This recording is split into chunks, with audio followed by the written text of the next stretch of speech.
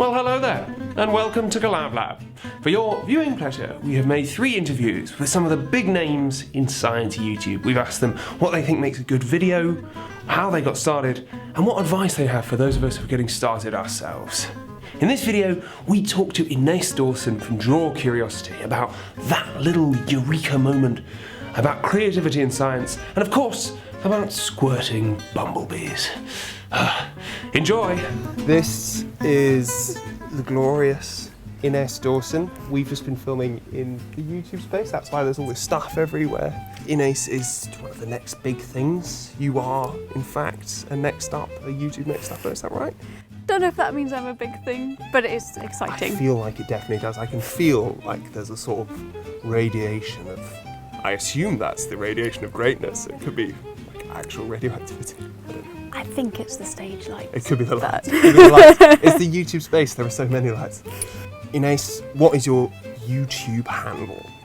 So my YouTube channel is Draw Curiosity, and it's a science channel about things which draw my curiosity. And how long have you been making video content? On YouTube, I actually started around 10 years ago, but it wasn't anything serious. It was more, YouTube is a good place to dump videos that I make that I want to show my friends. Sort of like Google Drive, but a bit more public. I mean, I always enjoyed making video content, but I hadn't tried to make anything particularly challenging. And Draw Curiosity was something that I truly wanted to make as a portfolio, or something that I'm, very proud of and want people to find. What was the thing which motivated you to start that channel? Back in January 2016, I went to a conference called SICB, and there were 2 people there who convinced me finally to get started with this, because I've been wanting to do it for ages. One was Mark Abrahams, who is the founder of the Ig Nobel Prizes, and he was running this SciComm workshop, and he was so lovely. I'm pretty sure he said this to everyone, but he said to me, "You're already a science communicator." I'm sure he said that to everyone in the workshop. We can't be sure of that. Being very nice. But that actually, I don't know, it gave me an ounce of confidence to get started. And I have this wonderful friend called Mina, who does lots of design and drawing, and I stayed with her. And she said, Inés, you've been wanting to make this since you were 6, basically. Why haven't you started? You're just putting it off, so do it. So she actually made me shell out and buy a website, drawcuriosity.com, and get the YouTube channel so I could get the handle. So what's the reason that you've been wanting to make videos for so long? I enjoy science, but I also enjoy having a creative side to things, and I enjoy making things.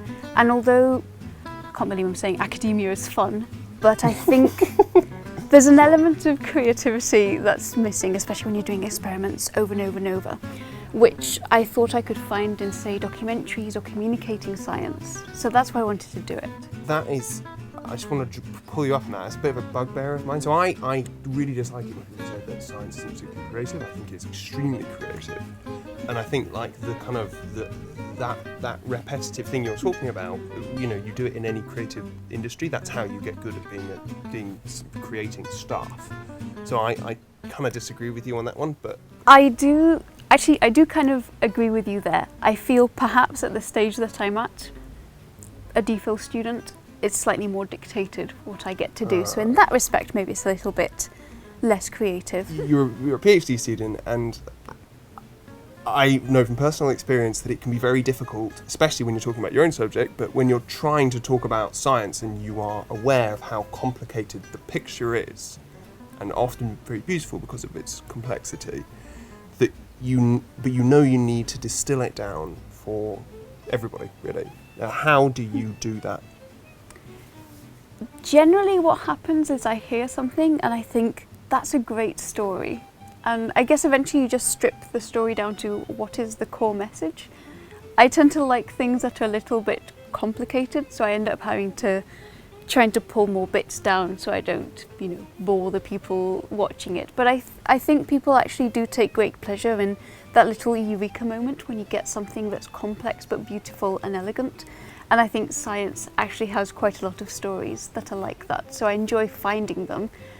And I especially like finding one that's been described in perhaps a more boring way, or a paper that's, you read it and you think, this is so great, but no one's spoken about it. Like why bumblebees squirt. That was such a cool paper, but I bet no one's read it. It sounds disgusting, that's right. If you could go back to the very beginning, when you were first starting to make stuff, and tell slightly younger Ines, do something or don't do something, what would it be? Well, I say, you know how you're watching tutorials on animation and video and camera handling? Have a look at audio engineering as well, because I think my first few videos, I don't think the audio was that terrible. As far as I was concerned, if you can hear me, that's great. But then people said, you know, the room's a bit echoey, you could do background noise, removing stuff. And when I did learn to process audio, now when I do listen to my older stuff, I can really tell the difference. 4 quick questions, 4 short answers. 1. Okay. So to all of us fresh news highcommers, why should they do it? Because it's fun and because other people find it fun. Basically, if you're enthusiastic about something, I think you should share it with the world, whether that be science or whether there's anything else, any other hobby that you're enthusiastic about and you want to create videos about it but you're not feeling confident. I think you should, because I think people latch onto enthusiasm, and enthusiasm is what keeps you going.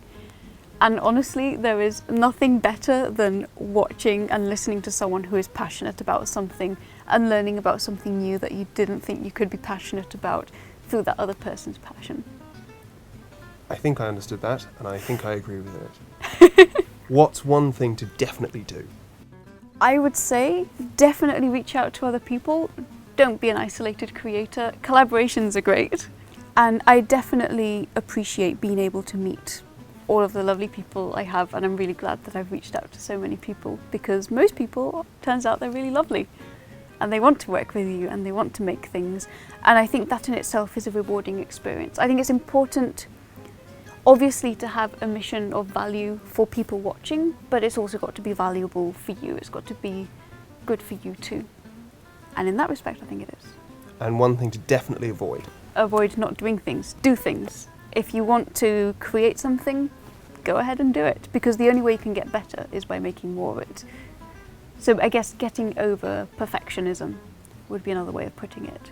So avoid perfectionism? Yes. All right, take that. Avoid perfectionism doesn't mean make a pig zero of it, but